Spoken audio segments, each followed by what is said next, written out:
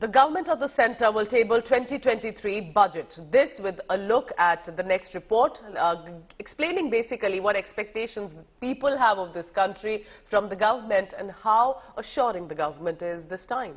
Let's take a look.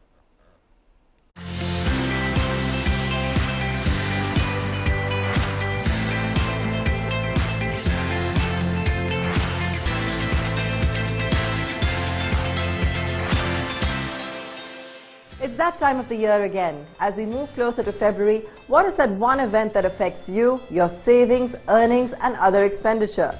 Well, if your wild guess was budget, then you're absolutely right.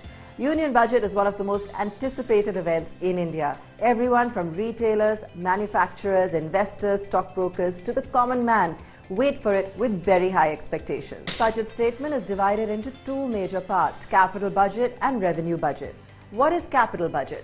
The capital budget is made up of capital receipts such as disinvestments, borrowing, loans from public or foreign governments, Reserve Bank of India, etc. and capital expenditures like expenditure on development of machinery, health facilities and so on. Capital and budget are the two words that make up capital budgeting. It implies establishing targets for projects or plans in order to maximize profitability. And revenue budget. Revenue expenditures include costs associated with the normal operations of government entities and a variety of services, as well as interest charges on debt the government has incurred. Expenses that do not result in the creation of assets are often seen as revenue expenditure. All grants given to state governments and other parties are also considered revenue expenditures, even though certain grants may be used to create assets. Probably the most closely tracked changes are in personal income tax structure. Every year, the middle class hopes for relief in the tax burden that they shoulder. What are the 7 key expectations for 2023?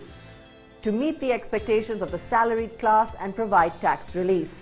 Number 2, increase financial incentives for manufacturing. A simpler method for enforcing new labor laws. Tax benefits to promote solar energy.